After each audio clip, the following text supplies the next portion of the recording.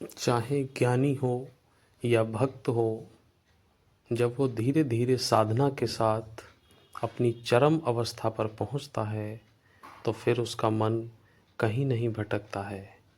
चाहे वो कोई सा भी भाव हो, उसको हिला नहीं सकता। कोई सांसारिक चीज़ें उनको हिला नहीं सकती, उनके विचारों को डगमगा नहीं सकती। ये वो अवस्था होती है जहाँ बातें विचार बन जाती हैं और विचार पक जाते हैं। भगवत प्राप्ति के मार्ग में वो चलता है। ऐसे पुरुष को, ऐसे ज्ञानी को, ऐसे महात्मा को कभी न तो गुस्सा आता है, न कोई लोभ होता है, न कोई लालच होता है। आध्यात्म के अनुसार 5 प्रकार के भाव माने गए हैं भगवान के प्रति। एक दास्य भाव होता है जिसमें दास भावना के साथ भगवान से जोड़ा जाता है। एक सेवा भाव होता है जो भगवान की भी सेवा करता है, समाज की भी सेवा करता है। एक सखा भाव होता है, जैसे सूरदास जी ने सखा भाव के साथ भगवान की सेवा की, भगवान को प्राप्त किया। एक काम भावना होती है और एक निष्काम भाव के साथ होता है। तो जिस भक्त की जैसी कामना होती है, प्रभु उसको उसी रूप में मिला करते हैं। अलग अलग भक्तों के अलग अलग प्रकार होते हैं। लोग कहा जाता है कि या तो आप व्यक्ति लालच में पूजा करता है या डर की वजह से पूजा करता है, लेकिन मेरे अनुसार ये भक्त भी 4 प्रकार के होते हैं।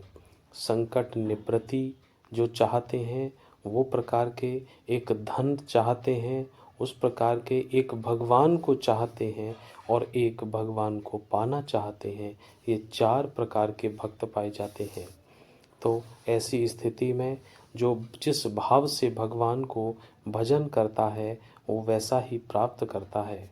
भगवान को थोड़ी सी सेवा, थोड़ा सा भाव से अगर पा लिया जाए तो भगवान अति प्रसन्न हो जाते हैं।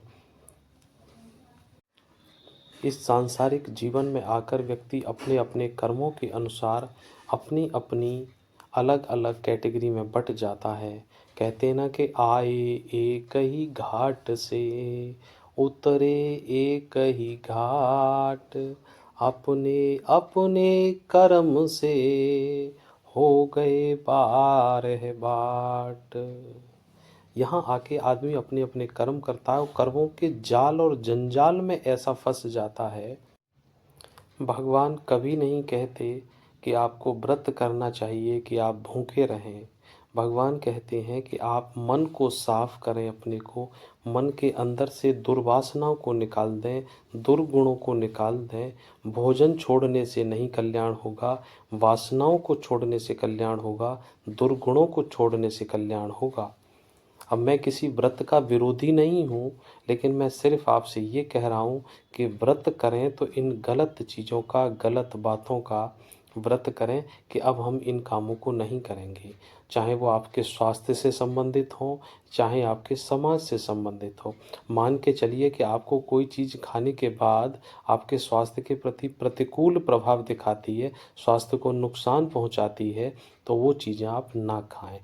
इसको कहते हैं व्रत। ये होता है व्रत। केवल अन्न को छोड़ना ही व्रत नहीं होता है।